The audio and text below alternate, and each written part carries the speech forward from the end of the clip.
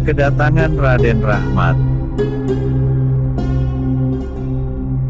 Raden Rahmatullah atau Sunan Ampel lahir di negeri Cempa pada tahun 1401 Masehi, putra dari seorang ibu yang bernama Dewi Chandrawulan adalah putri Raja Cempa. Adapun ayahnya yang bernama Ibrahim Al-Ghazi, seorang ulama besar dari Samarkand di dekat Bukhara, sebuah daerah letaknya di Rusia Selatan. Sebagaimana kita ketahui, daerah tersebut sejak dahulu telah terkenal tempat ulama-ulama besar seperti seorang ulama termasyhur sebagai perawi hadis sahih yang disebut dengan nama Imam Bukhari.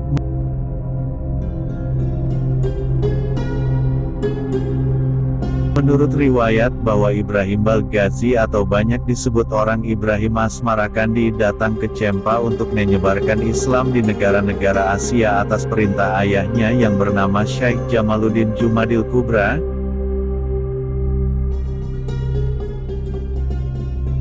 Di Cempa beliau berhasil mengajak Raja Cempa untuk masuk Islam, dan akhirnya beliau dikawinkan dengan putri Raja Cempa yang bernama Dewi Chandrawulan.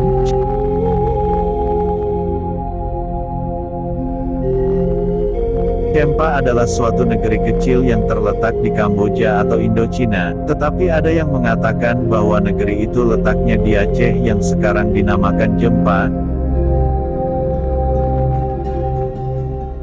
Atas perkawinannya dengan Dewi Chandrawulan itu, Ibrahim Asmarakandi mempunyai dua orang putra, yaitu yang pertama bernama Ali Murtala dan putra kedua bernama Ali Rahmatullah atau Raden Rahmat.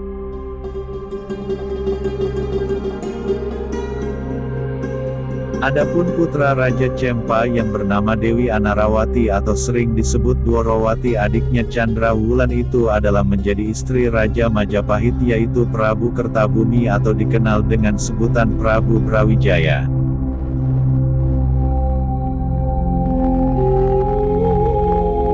Pada waktu itu Majapahit adalah satu kerajaan yang terbesar di Jawa. Keadaannya sudah semrawut baik dari luar maupun dari dalam, lebih-lebih sejak sepeninggalannya Mahapati Gajah Mada dan Prabu Hayam Wuruk, kerajaan menjadi pecah belah, perang saudara tiada henti-hentinya dan rakyat kecil banyak menjadi korban akibat perang tersebut.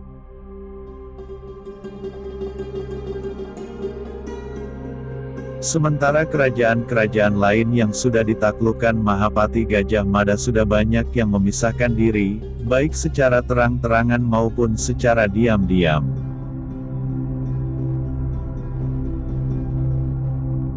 Kesetiaan para pembesar dan para adipati sudah tiada lagi, sehingga pajak dan upeti kerajaan banyak yang tidak sampai ke tangan raja, melainkan tertahan dan tertumpuk di kediaman para pembesar kerajaan dan adipati.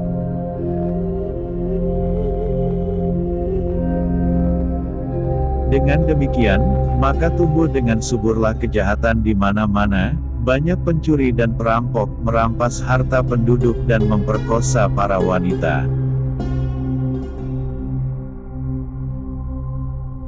Sedangkan di kalangan kaum bangsawan dan para pangeran sendiri juga terkena penyakit moral, mereka hanyut dalam perjudian dan bermabuk-mabukan. Prabu Brawijaya sangat prihatin, karena menyadari bahwa hal itu tidak dibendung, akhirnya akan membuat kehancuran Majapahit.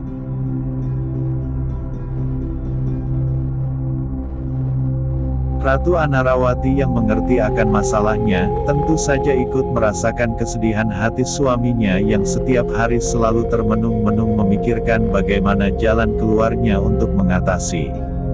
Maka itu ia mencoba mengajukan pendapat kepada suaminya, yaitu Prabu Brawijaya, barangkali berkenan di hatinya untuk menerima dan mendatangkan Ali Rahmatullah. Kemenakannya yang di Cempa itu. Setelah menghaturkan sembah dan mengajukan pendapatnya, ternyata Prabu Kertabumi sangat setuju sekali apa yang diajukan istrinya tercinta itu. Semua tutur kata Anarawati diperhatikan dengan seksama. Dalam benak pikiran Sang Prabu Kertabumi membenarkan apa yang dikatakan istrinya bahwa manusia kalau bermental judi, maka kejahatan seperti pencurian, perampokan dan korupsi akan merajalela, dan bermabuk-mabukan bisa membuat manusia lupa diri, bahkan lupa segala-galanya sehingga akan mudah membongkar yang sifatnya rahasia mulai dari pribadi sampai kepada rahasia negara.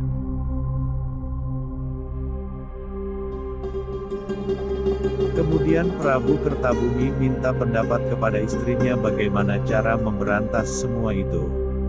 Maka Ratu Anarawati menghaturkan sembah, ampunkan hamba Prabu, barangkali Tuan berkenan, hamba mempunyai seorang kemenakan yaitu putra dari kakak hamba Dewi Chandrawati yang namanya Ali Rahmatullah, dia memang ahli dalam memperbaiki moral yang rusak seperti ini. Setelah ada kesepakatan, maka dikirimkan utusan ke negeri Cempa untuk meminta persetujuan Raja Cempa agar berkenan mengirim cucunya ke Majapahit itu mendapat sambutan yang baik dan Raja Cempa pun tidak keberatan meluluskan permintaan mereka itu.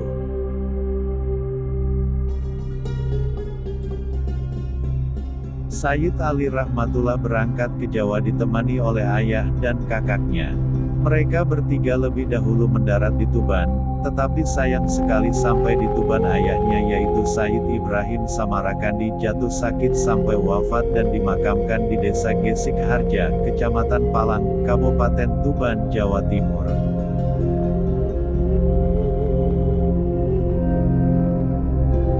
Kemudian kakak Sayyid Ali Rahmatullah yaitu Sayyid Ali Murtala selanjutnya meneruskan perjalanan berdakwah keliling daerah Nusantara, Madura sampai ke Bima. Di Bima beliau mendapatkan sebutan Raja Pandeta Bima. Akhirnya berdakwah di Gresik mendapatkan sebutan Raden Santri, beliau wafat dan dimakamkan di Gresik.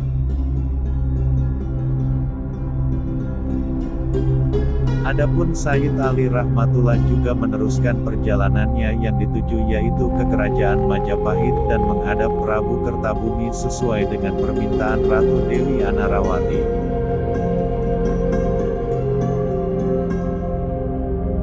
Dalam satu riwayat dikatakan bahwa Sayyid Rahmatullah yang tinggal beberapa hari tinggal di Majapahit itu dikawinkan dengan Dewi Chandrawati putri Majapahit, maka itulah beliau banyak dipanggil orang Raden Rahmat, karena beliau menantunya Raja Majapahit.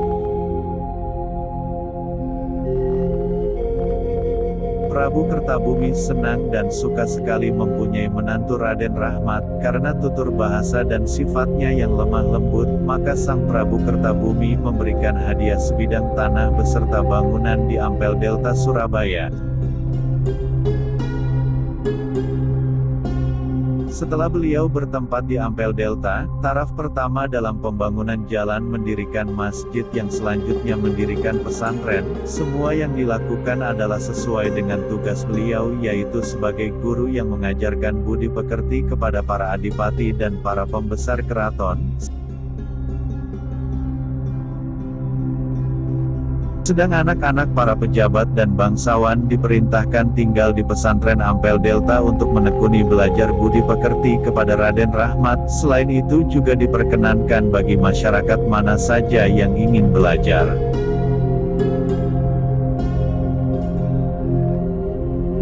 Ajaran Raden Rahmat selanjutnya karena beliau menetap di desa Ampel Delta dan menjadi penguasa di daerah tersebut, maka beliau dikenal sebagai Sunan Ampel yang artinya sesuhunan atau panutan masyarakat.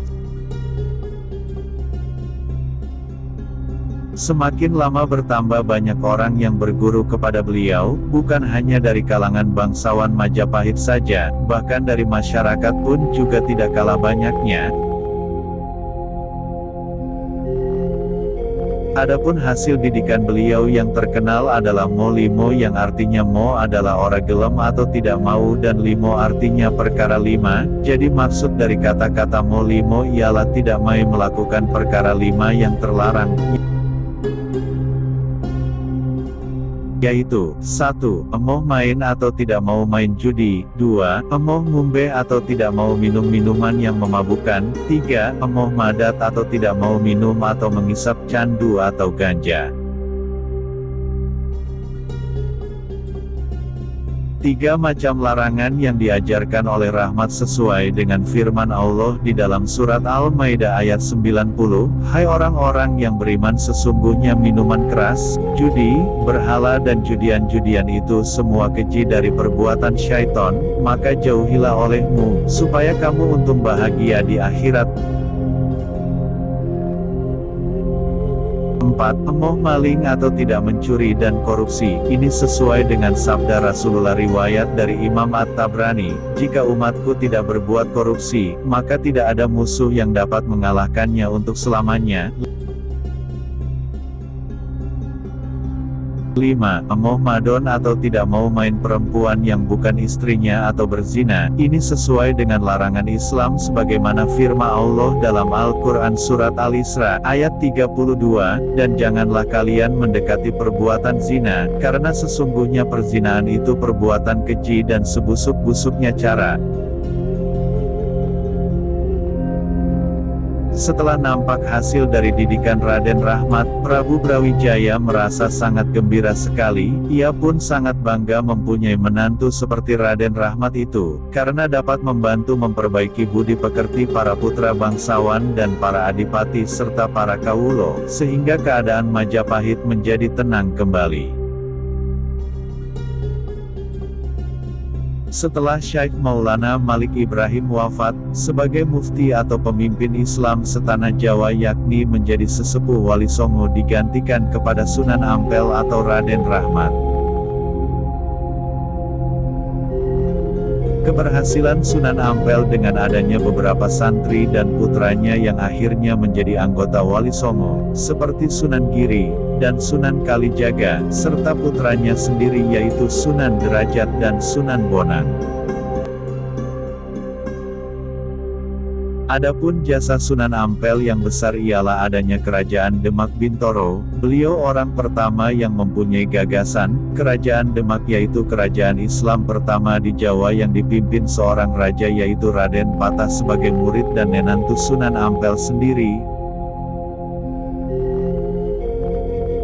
Raden Patah itu putra Prabu Brawijaya dengan istri dari Cina, bernama Dewi Kian yang kemudian diberikan kepada Adipati Arya Damar di Palembang, setelah Prabu Brawijaya mendapat istri lagi dari Cempa yaitu Dewi Aranawati bibi Sunan Ampel.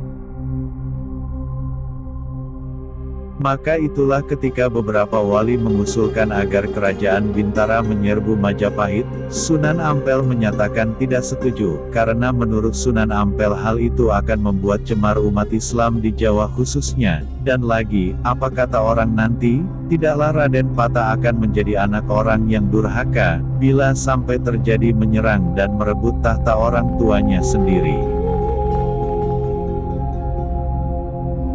Dibangunnya Masjid Agung Demak yang berdiri pada tahun 1977 Masehi itu pun Sunan Ampel ikut juga berperan dalam perancangan proyek pembangunannya. Hal ini terbukti sampai sekarang bisa kita saksikan pada salah satu dengan pendirinya ialah Sunan Ampel.